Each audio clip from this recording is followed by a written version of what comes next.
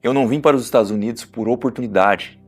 Eu vim para cá por uma questão de necessidade, para proteger a minha família. As pessoas vêm para cá buscando uma vida melhor, uma qualidade de vida, talvez algo que eles nunca poderiam proporcionar no Brasil para sua família. Já eu vim para cá por uma questão de proteção, necessidade. Eu sofro uma perseguição política e judicial na minha família desde 2010. E é esse assunto que eu gostaria de tratar com vocês aqui hoje. Eu empreendo no Brasil desde 2012. Saí da faculdade já querendo empreender, sempre com esse espírito empreendedor de querer fazer negócio, gerenciar a empresa, gerenciar a equipe. E sempre tive isso dentro de mim. E desde cedo eu saí da faculdade já com várias oportunidades de trabalho. Comecei a empreender, comecei minha empresa desde o zero. E posso falar com propriedade que eu tive sucesso. Prosperei, cresci, tive diversas equipes sobre a minha tutela, sobre o meu gerenciamento. E durante longos anos eu acreditava que tudo aquilo era fruto do meu esforço, fruto do meu trabalho, fruto da minha dedicação máxima àquilo que eu tinha como objetivo de vida. E confesso para vocês que deu certo durante muito tempo.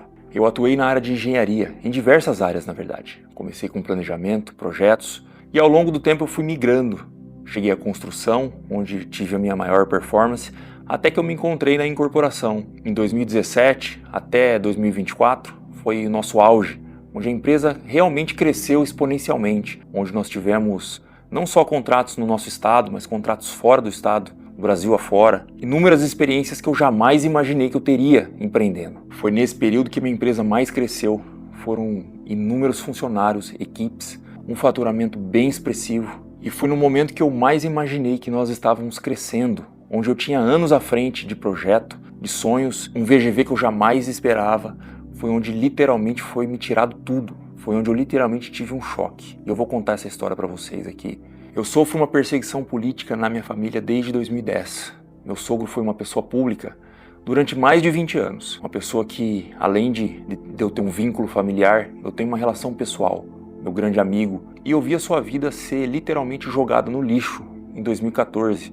No momento que ele decidiu abandonar o seu cargo. Nós passamos por todo esse processo dentro de casa, onde ao mesmo tempo que eu estava vivendo momentos extraordinários, crescendo, empreendendo, querendo compartilhar isso com eles, eu vi meu sogro ser preso, passar quase 3 anos ali, a gente passar por todo esse processo. Não foi fácil ver a minha esposa, minha família, tudo aquilo que a gente se privou, vendo ele sofrer ali, mesmo sabendo da verdade, mesmo sabendo daquilo que a gente acreditava e confiava. Mas eu sempre toquei isso de forma paralela, isso nunca me atingiu pessoalmente, até porque eu nunca tive relação comercial. Em 2024, no auge dos negócios, no momento que eu tive inúmeros contratos à minha frente, eu tinha praticamente 5 anos de planejamento consolidado, estava aqui nos Estados Unidos, exatamente há 2 anos atrás, e eu literalmente tive a pior semana da minha vida. Ao chegar aqui, meu filho mais novo precisou ser internado, um vírus que quase o levou à intubação. 2 dias depois ele melhorou e ao assinar a alta dele eu tive mais uma notícia.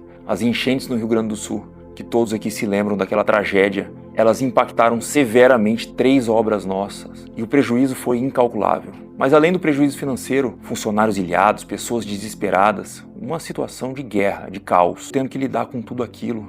Apesar das obras estarem asseguradas, a gente tem uma certa segurança, ao mesmo tempo tendo que lidar com todo esse caos. Passei ali 2 dias lidando com essa situação, tentando ajudar, sem comunicação aqui nos Estados Unidos. No dia seguinte, eu tive a notícia de que havia sido deflagrada uma operação da Polícia Federal na minha casa, no meu escritório. Meu nome estava estampado na mídia, meus pertences foram presos, meu carro foi apreendido, meus bens e da empresa foram bloqueados. Eu fui impedido de pagar salário de funcionário. E eu aqui, tentando passar uma semana de descanso com a minha filha, tentando apresentar a Disney para eles, tendo que viver esse mundo paralelo. Enquanto eu cumpria o meu compromisso como pai, eu pensava lá como que minha vida tinha sido desmoronada no Brasil. Minha vida foi jogada no lixo. Mas eu tinha certeza daquilo que eu fiz, eu tenho certeza daquilo que eu sou. E eu voltei muito confiante para o Brasil, sabendo da injustiça e sabendo desse absurdo que haviam cometido. E quando eu recebi o processo, eu tive a certeza do tamanho do absurdo. Quando eu vi o nome do meu sogro no processo, mais do que o meu. Quando eu vi alegações totalmente infundadas e absurdas. Então ali eu tive a certeza de que esse processo jamais iria para frente. E a gente conseguiria resolver isso da melhor forma possível. Mas eu me lembro que o advogado foi claro comigo e disse: Murilo, se existisse justiça no Brasil, seu processo nem era para existir. Escuta o que eu vou te falar, nenhum juiz, apesar de nós buscarmos a nulidade desse processo, logo de imediato, nenhum juiz vai meter a mão no seu caso, nenhum juiz vai tomar essa responsabilidade. Então pode esperar longos anos. Ali eu tive a certeza que talvez o Brasil já não seria mais o meu lugar. Afinal, como que você consegue sustentar um ecossistema de empresas com todos esses obstáculos à frente? Nós tivemos um julgamento em setembro, onde poderia ter sido anulado todo o processo, mas sequer foi analisado pelo desembargador. O caso foi simplesmente jogado para frente. E ali eu tive a certeza que nada iria ser resolvido num curto prazo. Foi ali que eu vi que não havia mais espaço para mim no Brasil. Eu já residi aqui em 2006, fiz meu high school.